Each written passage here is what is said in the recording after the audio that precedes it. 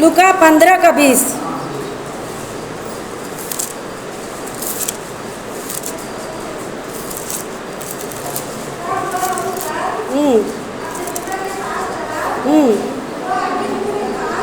Hallelujah.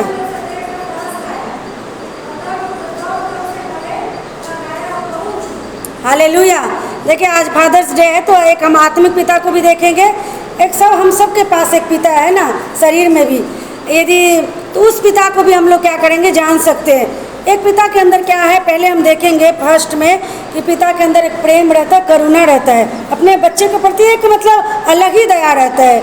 तो यहाँ पर देखिए जो बच्चे अपना सारा धन संपत्ति, देखिए दूसरा आपका कुछ भी एक चीज़ नुकसान कर देगा ना, आपका मन से हो जाएगा नहीं कि मेरा ये नुकसान कर दे, ये नुकसान कर दे, याद रहता है। लेकिन अपना बच्चे कितना भी कोई नुकसान कर देता है, फिर भी पिता माता क्या चाहते हैं, मेरे सामान गया तो गया, मेरा बच्चे मेरे पास सुरक्षित रहे, है ना। ये प्रेम रहता है एक पिता का, ये करुणा रहता है पिता का। हमारे पास भी जो यीशु मसीह है, उसके दया अनुग्रह करुणा यही है कि हम कुछ भी किए, कुछ भी हम पाप किए, क्योंकि अभी बच्चन में अभी क्या देखे, हम जो भी पाप करते हैं हमको लगता है नहीं मनुष्य ये कर रहे ये कर रहे, लेकिन जो भी पाप होता है प्रभु के विरुद्ध ही पाप होता है। क्योंकि देखो सारे मनुष्य को खुदा ने बनाया। यदि मनुष्य के लिए हम चोरी करते, कुछ भी करते हैं, वो मनुष्य का नहीं कुछ होता है, वो प्रभु के विरुद्ध काम करते हैं। तो यहाँ पर बोलते हैं हम कुछ भी किए प्रभु के विरुद्ध भी, लेकिन जब हम लौट के खुदा के पास आते हैं, खुदा वो सब नहीं देखता, हमको क्या करता है, दौड़ के गले लगाता है, तरस खाता है, क्योंकि हमारे पिता को हम देखते हैं प्रेम से भरा हुआ है, करुणा से भरा हुआ है। तो हम संसारिक बात को भी देखेंगे, हम आत्मा की बात को भी देखेंगे। जैसे एक शारीरिक पिता भी चाहता है मेरे बच्चे कुछ भी किया, कुछ भी नुकसान किया, कुछ भी किया, लेकिन मेरे पास मेरा बच्चे सुरक्षित रहे। तो मेरा यीशु मसीह भी आप लोग से हम लोग से यही आशा रखता है कि मेरे बच्चे जो किया, लेकिन आज हमारे बच्चे अपने लहू से मैं उसको खरीद के मैं उसको अपने पास सुरक्षित रखना चाहती हूँ, क्योंकि उसके अंदर करुणा है, प्रेम है। यहाँ पर देखिए दूर से देख करके क्या किया, उस पर देखेंगे तरस खाया। तो मेरा पिता के अंदर क्या है ना, बहुत ज़्यादा तरस है, बहुत ज़्यादा करुणा है और प्रेम से क्या है, भरा हुआ है। मेरे साथ एक वचन को देखेंगे, भजन संहिता 103:13 देखेंगे। भजन संहिता 103:13।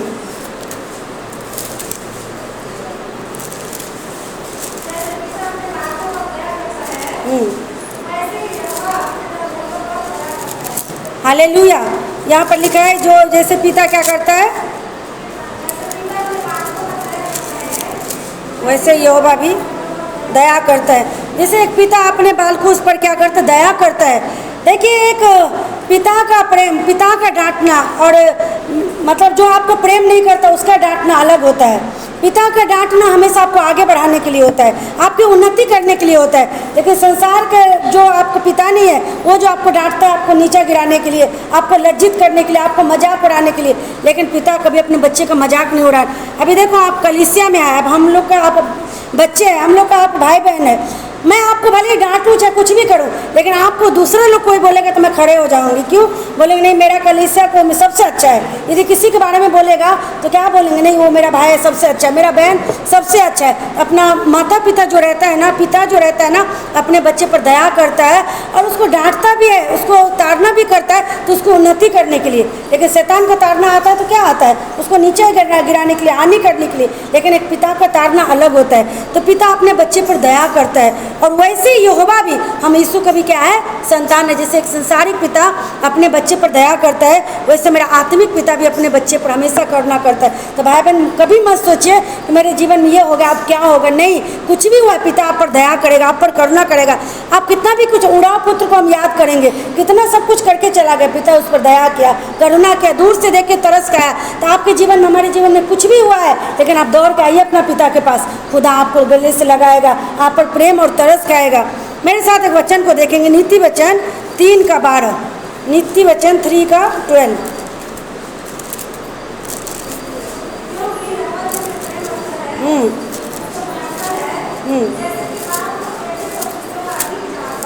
हालेलुया। देखिए बेटे को जिससे अधिक चाहता है उसको क्या करता है, मतलब डांटता भी है। जिससे प्रेम करता है उसको क्या करता है, शिक्षा देने के लिए, उसको आगे बढ़ाने के लिए उसको डांटता है, क्योंकि उससे ज़्यादा वो प्रेम करता है।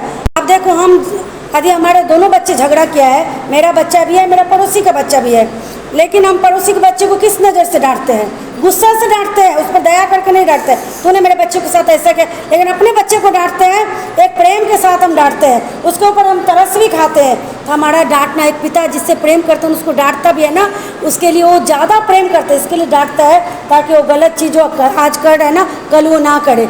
अभी देखो आपका 2 बच्चे हैं, आपका 2 बच्चे हैं या 4 बच्चे हैं, 3 बच्चे हैं, आप सब बच्चे को अलग अलग तरीके से डांटते हैं। एक बच्चा होता है तुरंत गुस्सा हो जाता है, एक बच्चा होता है आपका बर्दाश्त कर लेता है, लेकिन आप क्या उसको जिससे ज़्यादा प्रेम करते हैं ना, जो आपका ज़्यादा करीब रहता है उसको डांटते समझाते हैं ताकि वो लोग क्या करें और ज़्यादा आगे बढ़े। अभी देखो हमारे एक बच्चा गए हैं, सुंदर गए हैं अभी हॉस्टल, अब सत्यम जाने वाला है, लेकिन मेरे दोनों बच्चे, मैं दोनों बच्चे को प्रेम करती हूँ, लेकिन एक है वो गया तो मेरे को मतलब उतना फील नहीं हुई, जाएगा अभी से मेरे को बहुत ज़्यादा फील हो रहा है, पता नहीं क्यों, है ना। ऐसा होता है, एक बच्चे होते हैं एक माँ के, अभी माँ दोनों बच्चे से प्रेम कर रहा है, लेकिन कुछ बच्चे हैं ना जो माँ के ज़्यादा करीब रहता है तो उसके लिए और ज़्यादा फील होता है। तो मतलब उसको मैं उतना नहीं सिखाई क्योंकि मेरे को पता है वो बच्चे ज़्यादा होशियार है, वो हर जगह सेटल हो जाएगा, लेकिन इसको क्या करा मैं एक एक अभी से सिखा रही हूँ, तो ऐसा खाने के टाइम पे जाना, क्योंकि हॉस्टल उधर टाइम पे नहीं जाएगा तो खाना नहीं देगा। तो इसको मैं ऐसे मतलब उसको ज़्यादा मैं उसको क्या करती हूँ सिखाती हूँ, क्योंकि मेरे पता है मेरे बच्चे मतलब ये कैसा है, वो इसी तरह मेरे यहोवा भी आप लोग को हम लोग को क्या करता है, जिसको ज़्यादा सिखाते हैं उसके लिए ज़्यादा चिंता करता है प्रभु, इसके लिए ज़्यादा डांटता भी है। तो आपको जो पिता जितना प्रेम करता है ना उतना डांटता है। तो कभी कभी परमेश्वर भी हमको बोलता है कुरिन्थी में, ताड़ना दे करके हमको क्या करता है, संसार के साथ हम दोषी ना ठहरे। कभी कभी भाई बहन हम कुछ गलती करते रहे कुछ हमारे जीवन में प्रॉब्लम नहीं आएगा तो हम नहीं समझेंगे कि हम क्या गलती करें, इसके लिए सडनली कुछ ऐसा प्रॉब्लम आ जाता है कि हम जांचने पर अपने आप को मजबूर हो जाते हैं, और हम जांचते भी है कि ये गलती क्यों हुआ, मतलब ये बीमारी या ये प्रॉब्लम जो भी हो ये क्यों आ गया। तो हम जब जांचते हैं परखते हैं तो उस चीज़ को मन फिरा के, अभी बच्चन में वही देखे कि पाप से हम क्या करते हैं, क्षमा मांगते हैं, पिता हम पर क्या करता है, तरस खाता है, और पिता नहीं चाहते गलती में हम जीते रहे और एक दिन हम खत्म हो जाए, हमारा न्याय क्या हो जाए उसी के अनुसार हो। प्रभु चाहता है कि गलती हम करें, लेकिन ताड़ना देता है कि हम सचेत हो जाए, कि हम फिर से सही हो जाए, कि हमारा न्याय जब हो जाएगा तो पुराना गलती को नहीं देख करके, लेकिन हम गलती को सीख करके जो सही काम कर रहे हैं उस अनुसार जब न्याय होगा तो हम क्या हो जाएंगे, पिता के दाहिनी ओर बैठेंगे। पिता हमसे यही चाहते हैं। देखिए फर्स्ट हम देखें पिता की करुणा को देखें, पिता के प्रेम को देखें। सेकेंड देखेंगे पिता की शिक्षा और अनुशासन, कैसे पिता अपने बच्चे को क्या करता है, शिक्षा देता है, उसको सिखाता है। मेरे साथ देखेंगे इफिसियों का 6:4,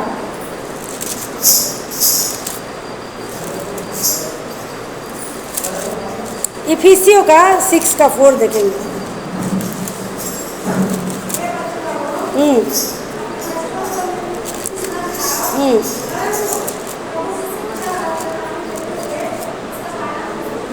है ना, हम लोग सबके पास क्या है ना, बच्चे बोलते अपने बच्चे को रीस ना दिलाओ। अब हमको पता है जो चीज़ के लिए गुस्सा होता है, बार बार वही चीज़ हम उसको बोलेंगे तो गुस्सा क्या होता है, बढ़ते जाता है। तो हमको बच्चे को क्या करना, गुस्सा नहीं दिलाना। जो चीज़ से गुस्सा होता है, जो चीज़ से उसके अंदर रीस आता है ना, हमको नहीं दिलाना बोलता है, परंतु प्रभु की शिक्षा और चेतावनी देते उनका पालन पोषण करो। एक माँ बाप जो होता है ना भाई बहन, एक हमारा भी पिता है, हमारे गांव में है, अभी हमारे पास नहीं है, वो चले गए हैं, लेकिन थे तो हम उसके प्रेम को जानते हैं। एक टाइम गुस्सा करेगा, एक टाइम अच्छा चीज़ जो आपको पसंद है वो ला के भी देता है। ये नहीं कि गुस्सा किया तो आपको गुस्सा में ही पड़े छोड़ देता है, एक बार डांटता भी है, एक बार आपको प्रेम से जो चीज़ आपको सबसे ज़्यादा पसंद है वो ला के आपको भी देता है। तो हमारा पिता भी ऐसा ही है, हमको भी अपने बच्चे को ऐसे ही पालन पोषण करना, एक टाइम उसको डांटना भी, चेतावना भी देना, लेकिन एक टाइम उसको गले भी लगाना। देखो कलीसिया का भी जो मतलब पास्टर रहता है ना, जो कलीसिया का भी एक पिता रहता है ना, तो क्या करता है, एक बार उसको बच्चन से डांटता भी है, और ऐसा नहीं डांट दिया कि हमारा दुश्मन उसको छोड़ दिया, नहीं, एक बार उसको प्रेम भी करेगा, उसको गले भी लगाएगा, उसके साथ खड़े भी होगा। तो ऐसा पिता का क्या होता है, गुण होता है। और ऐसा नहीं कि हम एक आदमी को टॉर्चर कर रहे, वो गुस्सा कर रहा है लेकिन उसको हम देख ही नहीं पा रहे। हमको देखने का भी प्रभु आंखें देना चाहिए कि हम देख रहे हैं मेरे मतलब भाई बहन है, क्या चीज़ के लिए गुस्सा हो रहा है, तो उसको हमको थोड़ा जानने की कोशिश करना है ना, उसको हमको प्रेम देना है, ताकि उसको ये नहीं कि गुस्सा है तो उसको और ऐसा बात बोलो कि जले पे बोलता है ना नमक छिड़कना, ऐसा वाला नहीं। यहाँ पर बोलते बच्चे को रीस नहीं दिलाना, हमको एक दूसरे को यदि कोई गुस्सा है तो उसको और गुस्सा दिलाने वाले बात नहीं बोलना है, उसको हमको प्रेम की बात बोलना, ताकि उसका गुस्सा भी क्या हो जाए, ठंडा हो जाए, और उसको शिक्षा देना, प्रभु के प्रेम के बारे में बताना। मेरे साथ एक वचन को देखेंगे, नीति वचन 22:6, नीति वचन 22:6 देखेंगे, 22:6, नीति वचन 22:6।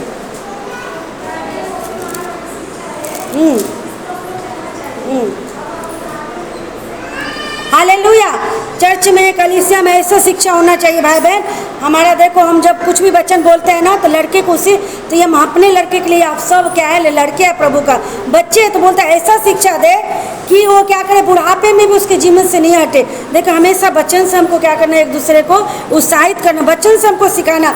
अभी देखो बहुत सारी शिक्षा निकल चुकी है दुनिया में, पता है कितना लोग अभी शिक्षा दे रहे हैं। यीशु आ चुके हैं, चर्च जाने की जरूरत नहीं है, हम घर में ही प्रार्थना कर सकते हैं, हम घर में ऑनलाइन में जुड़ सकते हैं, ऑनलाइन में ही हम करेंगे, अच्छा है। ऑनलाइन में आप करिए जब चर्च नहीं है तब। प्रभु जब ऐसा रहता, प्रभु का वचन में कलीसिया ही स्थापित नहीं होता, पौलुस क्यों कलीसिया को स्थापित करता? फिर जगह जगह उसका यही था कि कलीसिया बना के देना। जब परमेश्वर आया तो बोला इकट्ठा होना, और जब इकट्ठा था एक मतलब 120 आदमी थे शायद, तब परमेश्वर का आत्मा क्या क्या सब पे उतरा। यदि हम अकेले घर में, कहाँ बोला प्रभु तो अकेले घर में चुप के रहना, तुमको ऊपर आत्मा आएगा, बोलता है प्रभु इकट्ठे रहना, है ना। लेकिन कितना अभी शिक्षा निकल गया है, बोलते नहीं यीशु आ चुका है, अभी चर्च जाने की ज़रूरत नहीं है, संगति करने की ज़रूरत नहीं है, अकेले आप घर में प्रार्थना कर सकते हैं। ऑनलाइन में जुड़िए, कोई बात नहीं, गलत नहीं है, हमको शिक्षा लेना है, लेकिन ज़्यादा मतलब इधर उधर की बातें में क्या करना, नहीं फंसना है। ऐसा बच्चन में कहीं पर भी नहीं लिखा है। बच्चन में ये लिखा है भाई बहन कि प्रभु का आगमन जितना निकट आएगा ना, उतना ज़्यादा इकट्ठा होना है। लेकिन अभी ऐसा शिक्षा आ गया है, बोलता नहीं अभी इकट्ठा नहीं होना है, हमको घर में ज़्यादा गुप्त में प्रार्थना करो, लेकिन इकट्ठा होना हमको नहीं छोड़ना है। लेकिन ऐसे ऐसे शिक्षा हमको चर्च में, कलीसिया में, बच्चन से हमको देना है, ताकि कोई आके आपको बोले भी तो आपके पास जवाब रहे। नहीं, प्रभु के सर का बच्चन में लिखा है हमको कलीसिया जाना बहुत ज़रूरी है, हमको इकट्ठा होना ज़रूरी है। तभी परमेश्वर ने भी किया है, परमेश्वर के चेला ने भी किया, आज हम भी परमेश्वर के क्या है, चेले हैं, और हमको भी चर्च जाना, हमको भी इकट्ठा होना बहुत ज़रूरी है। तो ऐसा शिक्षा देना कि बुढ़ापे में भी मतलब किधर भी हो जाए वो कभी नहीं भटकेगा। मेरे साथ एक वचन को देखेंगे, नीति वचन 13 का 24।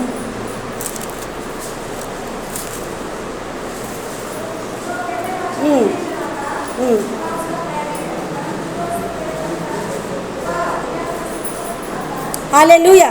जो बेटे पर बोलते छड़ी नहीं चला तो उसका बैरी है, परंतु जो उससे प्रेम रखता है वो यत्न से उसको शिक्षा देता है। मतलब छड़ी मतलब क्या होता है, बच्चन का छड़ी। कभी कभी पौलुस बोलता है मैं क्या तू चाहता है, मैं तेरे पास छड़ी लेकर आऊँ। पौलुस भी बहुत डांटता था, पतरस भी डांटता था, जहाँ पर उसको गलत लगता था ना वो खड़ा शिक्षा देता था। और जब कुरंथी के कलीसिया में गया, जब देखा वहाँ पर बहुत सारे बातें ऐसे हो रही थी जो नहीं होना चाहिए, तो वहाँ पर खुल के उसका क्या क्या विरोध किया। तो यहाँ पर पौलुस भी बोलता है कि तू क्या चाहता है, मैं तेरे पास छड़ी लेके आऊँ। क्योंकि पौलुस क्या करता था, अपना कलीसिया से बहुत प्रेम करता था, अपने लोगों से बहुत प्रेम करता था, क्योंकि यीशु का अनुयायी था, यीशु का पीछे चलने वाला था। तो यीशु ने हम लोग से बहुत ज़्यादा प्रेम किया। एक पास्टर के अंदर प्रेम, परमेश्वर जो सच्चा पास्टर रहता है, जो प्रभु का भक्त रहता है, उसके अंदर प्रभु का प्रेम क्यों आ जाता है? क्योंकि परमेश्वर ने किया है, तो परमेश्वर को यदि वो फॉलो करेगा तो उसके अंदर भी आ जाएगा। पौलुस क्या था, सताने वाला था, वही पौलुस प्रेम करने वाला हो गया कि कलीसिया का चिंता रात दिन उसको सताती थी कि कैसे मैं कलीसिया के पास जाऊं, उसके पास जाऊं, मैं उसको स्थिर करूं, उसके लिए प्रार्थना करूं, इसको मैं इकट्ठा करूं। ऐसा पौलुस के क्या था, प्रेम था उसके अंदर, क्योंकि परमेश्वर ने उसको प्रेम, और कभी ऐसा प्रेम था तो जहाँ पर गलत होता था डांटता भी था भाई बहन। तो जिससे हम प्रेम करते हैं ना, उसको बच्चन से हम क्या करते हैं, शिक्षा देते, सिखाते भी है। अनुशासित रहने के लिए हम क्या करते हैं, उसको बातें करते, सिखाते हैं। मेरे साथ एक वचन को देखेंगे, इब्रानी का 12 का 7 देखेंगे।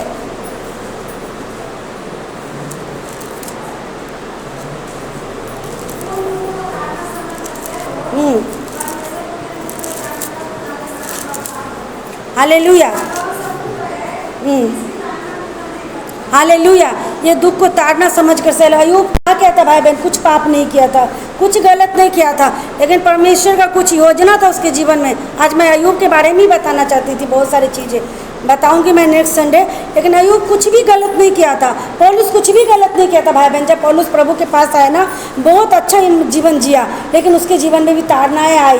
क्या ताड़ना, उसको बीमारी आ गया, आँख का प्रॉब्लम आ गया। प्रभु से प्रार्थना भी किया कि प्रभु ये चीज़ दूर हो जाए, चीज़ दूर हो जाए, लेकिन उसको परमेश्वर ने क्या बोला, मेरा अनुग्रह तेरे लिए काफ़ी है। तो बोलता है प्रभु दुख को ताड़ना समझ कर सह लो। यदि कुछ हमारे जीवन में अभी दुख भी है ना भाई बहन, कुछ तकलीफ भी है ना, कुछ क्लेश भी है ना, ठीक है, प्रभु का ताड़ना समझ कर सह लो। क्योंकि अभी हम कुछ गलत नहीं कर रहे, फिर भी हमारे जीवन में कुछ तकलीफ है, कुछ दुख है, तो प्रभु यहाँ पर क्या बोलता है, जिससे मतलब पिता प्रेम करता है उसको क्या करता है, ताड़ना भी करता है। और कौन सा पुत्र है जिसका पिता ताड़ना नहीं करता है? अभी आपका बच्चे को, आप कौन सा ऐसा पिता है जो नहीं डांटता है कभी? डांटता है ना। तो आज यदि हम अच्छा भी काम कर रहे हैं, अच्छा जीवन जी रहे हैं, फिर भी यदि दुख आ रहा है तो पिता परमेश्वर का ताड़ना समझ कर हमको सह लेना और ये समझना कि पिता हमसे बहुत प्रेम करता। कुछ और देखिए, प्रभु के लोगों का जीवन कभी कभी घटी से शुरू होता है, पता है, लेकिन अंत कहाँ होता है? भरपूरी में अंत होता है। आपका जीवन हो सकता है यदि प्रभु के साथ हम चल रहे हैं, हमारे साथ दुख के साथ शुरू हुआ, घटी के साथ शुरू हुआ, लेकिन आपका अंत समृद्धि के साथ होगा। आपका खत्म जब होगा तब आशीष के साथ होगा। जब वो रोटी मछली लेकर आया तो शुरू कहाँ से हुआ था? घटी के साथ शुरू था, लेकिन खत्म कहाँ पर हुआ?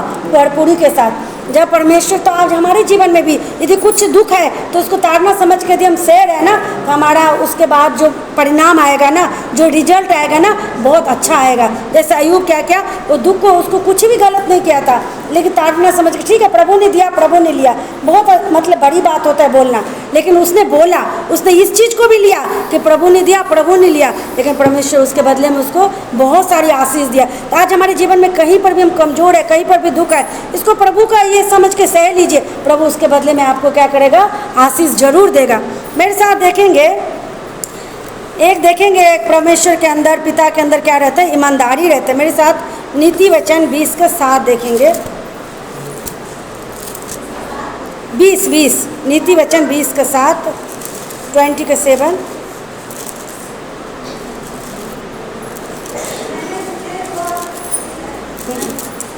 बीस के साथ देख, धर्मी जो खड़ाई से चलता है।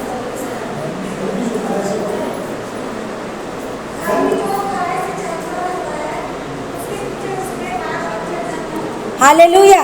हम ईमानदारी से यदि जिएंगे, यदि हम ईमानदारी से रहेंगे, पिता हमारे क्या था? यीशु मसीह ईमानदार था भाई बहन। आज हमको भी एक पिता की तरह यदि प्रभु इधर खड़ा के, तो हमारे अंदर भी क्या रहना चाहिए? ईमानदारी रहना चाहिए। यदि ईमानदारी रहेगा तो हमारे पीछे चलने वाले भी लोग क्या होगा? आगे चल के वो धन्य रहेंगे। बोलता है धर्मी जो खड़ाई से चलता है उसके पीछे चलने वाले, उसके बाल बच्चे भी धन्य होगा। दिनकरण जी देखिए कितने धर्मी के साथ चला, खड़ाई के साथ चला, आज उसके बाल बच्चे पोते पोती भी क्या है? खड़ाई से चल रहा, धन्य है। तो आज हमारी भी कलीसिया में यदि हमको भी क्या करना? ईमानदारी रहना। एक पास्टर के अंदर ईमानदारी रहना चाहिए। ईमानदारी नहीं रहेगा तो उसके बाल बच्चे भी वैसे ही रहेगा, उसके कलीसिया के लोग भी वैसे ही हो जाता है धीरे धीरे। तो हमारे अंदर क्या रहना? ईमानदारी। जो बात है तो है, जो बात नहीं है तो नहीं है, ये नहीं कि कुछ अलग बात रहना चाहिए। ईमानदारी रहेगा ना तो कलीसिया के लोग भी ईमानदार ही रहेंगे ना। अभी हमारे पास ये चीज़ नहीं है तो नहीं है तो है, तो हमको ईमानदार रहना चाहिए। हर एक चीज़ में ईमानदार रहना, सब भाई बहन के लिए भी ईमानदार। देखिए कलीसिया के पास्टर के क्या रहते पता है? अभी आप विश्वासी है तो आपके पास ये ऑप्शन है, जिससे मन नहीं मिलता तो आप हो सकता है नहीं बात करेंगे। पास्टर के पास ये सब ऑप्शन नहीं है और रहना भी नहीं चाहिए। पास्टर क्या करते? सबसे बराबर प्रेम करता है, करना भी चाहिए। उसके अंदर ये ईमानदारी रहना कि हमको सबसे बराबर प्रेम करना, सबको बराबर हमको क्या करना? सुधी लेना। क्योंकि आपको जवाब देने की हमको ज़रूरत नहीं है कि हमको सफाई देंगे आपको, नहीं बहन मैं आपको बहुत प्रेम करता हूँ, उधर देना पड़ेगा। क्योंकि कलीसिया जो प्रभु सौंपा है, जो इतना झुंड सौंपा है, तो उसको मतलब लेखा लेगा परमेश्वर। इधर मैं आपको बोल दूँगी सफाई दे के, नहीं मैं आपको बहुत प्रेम करती हूँ, आपको बहुत प्रेम करती हूँ, यदि नहीं करूँगी, ईमानदारी नहीं है मेरे अंदर कि नहीं एक के प्रति मेरा बहुत प्रेम है, एक प्रति कम है, तो ये हमको उधर जाके लेखा देना पड़ेगा। तो एक कलीसिया के पास्टर के पास ये ऑप्शन नहीं है कि एक मेरा फेवरेट है, एक मेरा फेवरेट नहीं है, ये ऑप्शन नहीं रहता। मेरा सब भाई बहन क्या है? मेरे लिए बराबर है। एक ईमानदारी का जीवन जीना चाहिए और ऐसा जीवन जीते हैं ना तो उसका कलीसिया के बाल बच्चे भी क्या होता है? अच्छा रहता है, धन्य होते हैं। और उसके पीछे चलने से भी वो लोग का भी परमेश्वर का महिमा करता है। अभी दिनकरण का मैं एग्जाम्पल दिया ना, वो बहुत मतलब अच्छा जीवन जिया और इतना अच्छा जीवन जिया, उसका बेटा, उसका पोता पोती, छोटे छोटे बच्चे उसका क्या कर रहे हैं? परमेश्वर का महिमा कर रहा है। आज हमको भी उस सब से सीखना है, वो सब भी हमारा एक आदर्श है। हमको भी ऐसा ईमानदारी से क्या करना? कलीसिया में सेवा देना है। मेरे साथ एक वचन को देखेंगे, अय्यूब का 1 देखेंगे।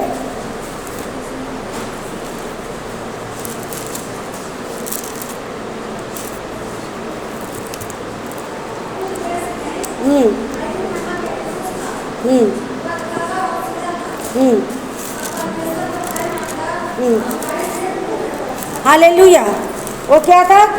मतलब उस देश में सबसे ज़्यादा धनी था और क्या था? वो खड़ा व्यक्ति था, वो सीधा व्यक्ति था और परमेश्वर का भय मानता था। बुराई से क्या रहता था? वो दूर रहता था। उसके अंदर क्या था? ईमानदारी था। वो मतलब गलत चीज़ नहीं करता था, खड़ाई के साथ चलता था। मतलब जो खड़ाई है वो विधवा का भी प्रेम करता था, अनाथों को सुधि लेता था। वो क्या करता था, वो राजा है तो ऐसा नहीं कि बड़े बड़े लोगों का हेल्प करता था, वो विधवाओं को, अनाथों को वो ईमानदारी के साथ सेवा करता है। भाई बहन, जो हमको जीवन में, हमारे जीवन में यही ईमानदारी रहना चाहिए। मेरा यीशु मसीह भी क्या क्या यही ईमानदारी का जीवन जिया। भले यहूदा इस्करियोती पता था उसको धोखा देगा, लेकिन फिर भी परमेश्वर का ईमानदारी नहीं, उसको पता था मेरे को खुदा के दाहिनी ओर जाना है, था उसका प्रेम कभी कम नहीं हुआ किसी के लिए।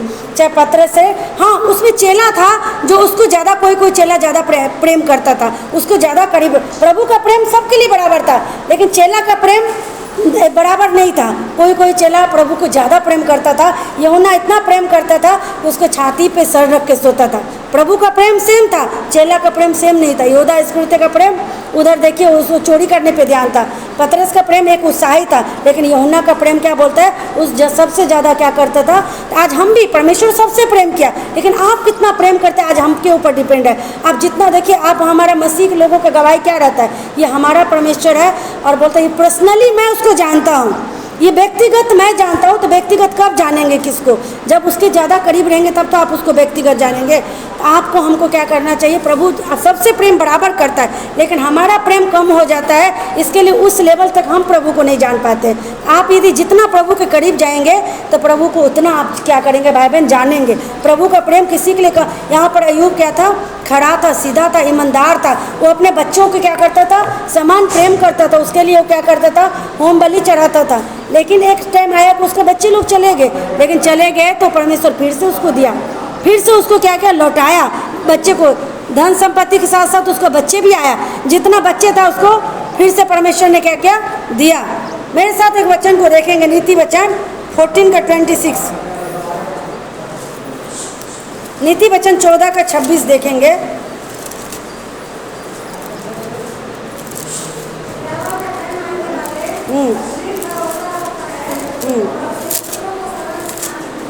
हालेलुया।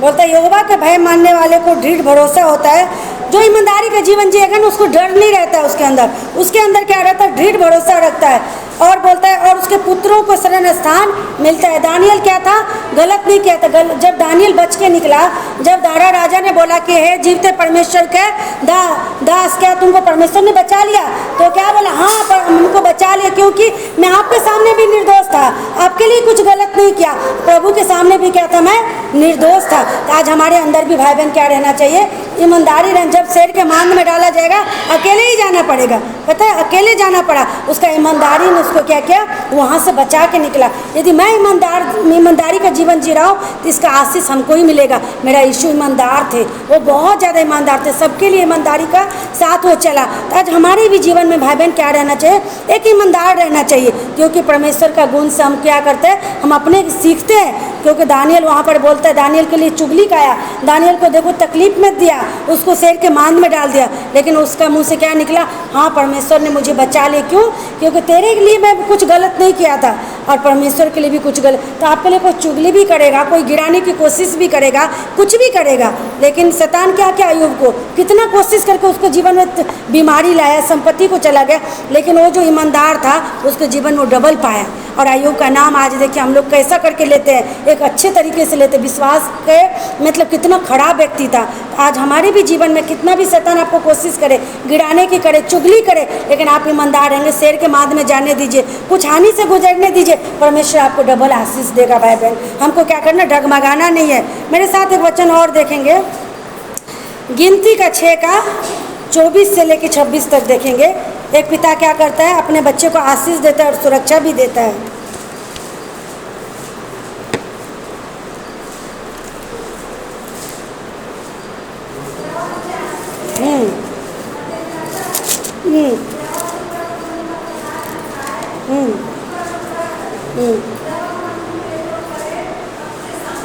हालेलुया। एक पिता क्या करता है, अपने बच्चे को आशीष का वचन देता है, अपने बच्चे को क्या करता है, एक सुरक्षा की बातें बोलता है। यहाँ पर लिखा है यहोवा तुझे आशीष दे। ये कौन है? याजक है। याजक को भी एक पिता का दर्जा दिया जाता है, पता है। एक जैसे हमारा यीशु आत्मिक पिता है, तो ऐसे एक याजक भी हो जाता है ना, एक आत्मिक पिता हो जाता है। और आत्मिक पिता के मुंह से कभी श्राप की बातें नहीं निकलता है कि मेरे साथ ऐसा क्या, उसके साथ ऐसा कभी नहीं निकलता है, और निकलना भी नहीं चाहिए, क्योंकि वो अपने बच्चे को क्या देता है? आशीष देता है, सुरक्षा देता है। कलीसिया के बच्चे जब जितना आशीषित रहते हैं, सुरक्षित रहते हैं, तो एक आत्मिक पिता को क्या रहता है? बहुत ज़्यादा आनंद मिलता है। बोलते यहोवा तुझे आशीष दे और तेरी रक्षा करे। यहोवा तुझ पर अपना मुख का प्रकाश चमकाए, तुझ पर अनुग्रह करे। यहोवा अपनी मुख तेरी ओर करे और तुझे शांति दे। हमको क्या करना? ऐसे वचन के द्वारा अपना कलीसिया को, अपना भाई बहन को क्या देना? आशीष देना। और ये आशीष उसके जीवन में क्या रहती है? ठहरती है, उसको सुरक्षा मिलती है। वो कहीं पर भी जाएगा, ये वचन उसको क्या करेगा? सुरक्षा देगा। ये वचन उसको क्या करेगा?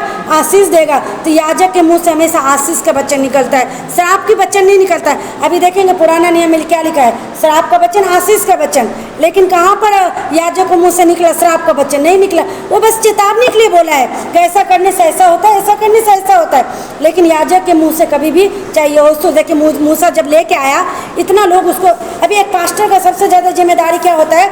कलीसिया को लेके चलना, जो सबसे बड़ा जिम्मेदारी होता है, सबसे कठिन काम है, पता है। आप दो आदमी के साथ चलिए, आपका मन नहीं मिलेगा, दो आदमी में आपको अलग हो जाएंगे। लेकिन एक झुंड को लेके चलना सबसे बड़ा, क्योंकि आजकल में सब मतलब सबको, अभी दो बच्चा है मेरा, दोनों बच्चे का अलग अलग दिमाग है। एक अलग सोचता है, एक अलग सोचता है। एक माँ होने के नाते हमको दोनों को लेके चलना पड़ेगा। एक कलीसिया के पास्टर को सबसे बड़ा जिम्मेदारी होता है सबको लेके चलना। ये बहुत बड़ा मतलब जिम्मेदारी का काम होता है, बहुत बड़ा कठिन का काम होता है। बहुत जगह उसको झुकना पड़ेगा, सेक्रीफाइस करना पड़ेगा, निंदा को सहना पड़ेगा, इग्नोर करना पड़ेगा, सबको झुंड को लेके चलना।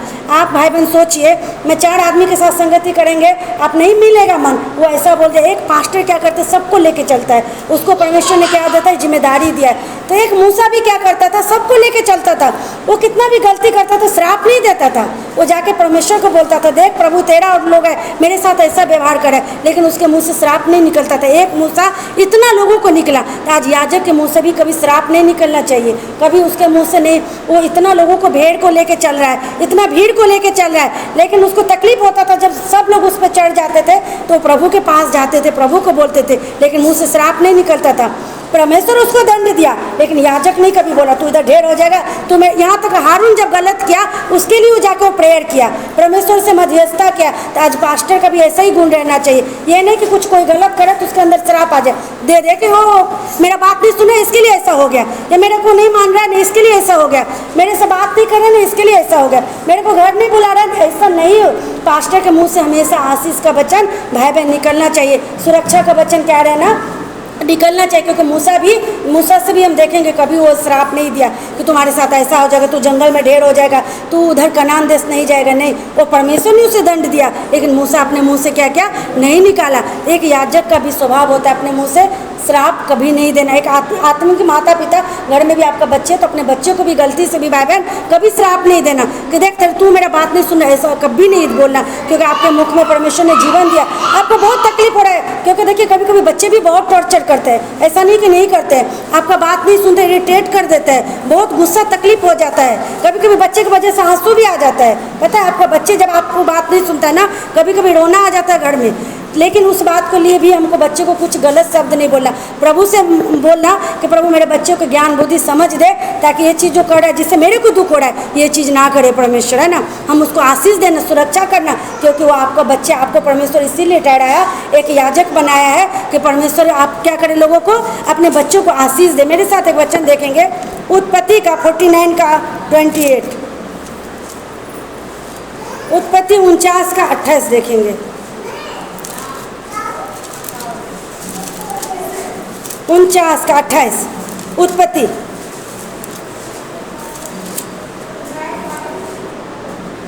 इजराइल के 12 गोत्रों में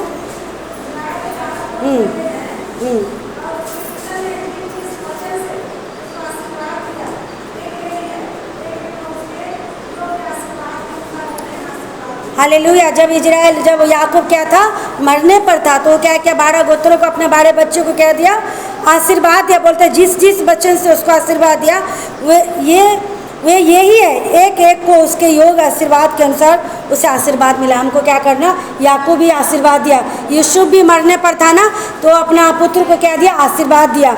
अब्राहम भी क्या दिया, आशीर्वाद दिया। इसहाक भी क्या दिया, आशीर्वाद दिया अपने बच्चे को। तो आज हमको भी क्या करना चाहिए, आशीर्वाद देना चाहिए अपने लोगों को, अपने कलीसिया को, अपने भाई बहन को। हमको हमेशा आशीर्वाद देना। और ये आशीर्वाद ऐसा नहीं रहता भाई बहन, ठहरता है। ये आशीर्वाद आप जब किसी को देते हैं ना, एक याजक होके, तो आशीर्वाद का अर्थ तो ठहरती है, काम करती है। आज नहीं करेगी, कल करेगी, परसों को वो करता है। जैसे इसहाक का आशीर्वाद याकूब पर क्या किया, काम किया। इसहाक जैसे अब्राहम का आशीष क्या किया, इसहाक पे काम किया। तो आज हमारे भी आशीष हम जब देते हैं ना किसी को, किसी के लिए हम बोलते हैं, तो परमेश्वर क्या करता है, उसको आशीष देता है, आशीष ठहरता है। उसके जीवन में क्या होता है, काम होता है। अभी कल वो न्यू सुषमा बहन है ना, वो कल गवाही दे रही थी। उसके मतलब एक बेटी जो है ना सलोनी, वो बोल रही थी आँख से नहीं देख पा रही थी, लेकिन अभी वो देखने लगे, अच्छे से देख रही है। फिर एक बेटी है जो आ रही है, उसका भी कुछ प्रॉब्लम बता रही थी, उसको भी प्रभु चंगा किया। और उसके जीवन को देखिए, मतलब सुन के थोड़ा दुख भी लगता है, लेकिन वो कितना परमेश्वर में ईमानदार के साथ चल रही है, इतना मेहनत भी कर रही है, संजीवनी में जाकर ड्यूटी कर रही है। लेकिन उसके ऊपर इतना लोड है ना अपने परिवार का, इतना जिम्मेदारी है, फिर भी जाकर ओवर टाइम वो गद्दा बनाती है। कल वो नया रूम लिए तो हम लोग जाकर प्रेयर किए, तो बता रही थी, तो परमेश्वर उसको ये लेवल पे अभी खड़ा करके रखा है। उसको पता है वो घर के लिए नहीं करेगा तो कौन, उसके 4 बच्चे हैं, 4 बच्चे का है एजुकेशन, बल्लारी में पढ़ रहा है, कोई राघवेंद्र में पढ़ रहा है, उसको बहुत सारी बीमारी भी है, आपको पता है, कर्ज मतलब उसको खर्चा भी होता है। फिर भी परमेश्वर उसको कितना आशीष दे के, और उसको पेमेंट आएगा ना, कुछ वो प्रभु के लिए देती है। तो हमें को एक बार दुख लगा, हम बोले क्यों देते हैं, तो बोलते हैं इस शरीर मेरा अच्छा नहीं था, फिर भी परमेश्वर इस लायक बनाए कि मैं कमा रही हूँ, तो कुछ तो मैं प्रभु के लिए करूँगी। अभी देखिए वो ड्यूटी 8 घंटा करके आती है, फिर भी वो गद्दा बनाती है, 2 घंटा 3 घंटा जाके काम करती है। तो परमेश्वर उसको कितना प्रेम किया, संभाला है। हमको उस ऐसे लोगों को क्या करना, आशीष देना। तो कल वही बोले कि मेरे लिए बस यही प्रार्थना कीजिए, ये प्रार्थना नहीं कीजिए कि मेरे को किधर से पैसा आ जाए, मेरे लिए ये प्रार्थना कीजिए कि मैं हमेशा चंगी भली रहूँ, कि अपने परिवार का बोझ उठा सकूँ। मतलब शॉर्टकट तरीके से उसको आशीष नहीं चाहिए, बोलते मेहनत करूँ तो मेरे शरीर को प्रभु चंगा भला रखे। क्योंकि यहोवा भी बोलता है ना कि मैं तुझे कमाने का शक्ति देता हूँ। सच में आप उस बहन के लिए सब लोग जरूर प्रार्थना कीजिएगा। बहुत सारा उसको कर्जा भी है, उसको मतलब देख के तकलीफ लगता है ना, कितना पतली दुबली है, फिर भी मेहनत करती है। तो प्रभु उस बेटी को क्या करे, संभाले, आशीष दे। मेरे साथ एक वचन को देखिए, नीति वचन 17 का 6 देखेंगे।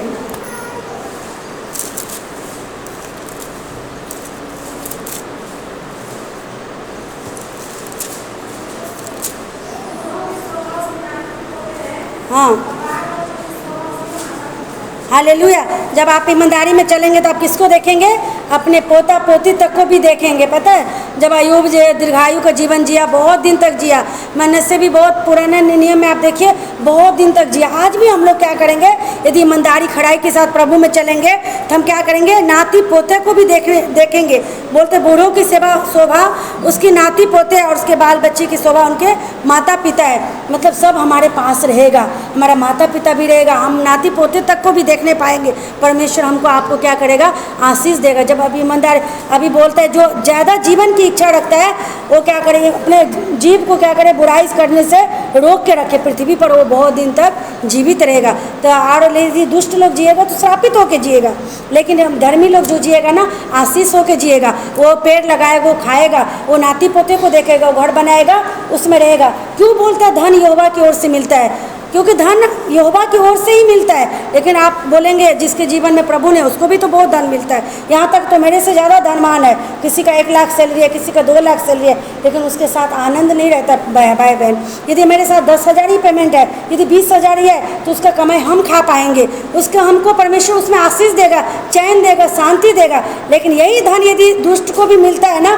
उसमें उसको शांति नहीं, आराम नहीं है, उसका जीवन में क्या है, सुख नहीं है। लेकिन परमेश्वर आपको हमको क्या देता है, यदि हम ईमानदारी के साथ जीवन जीता है तो हमको प्रभु आशीष देता है, आनंद देता है। चलिए वचन के द्वारा प्रभु हम सबको आशीष दे।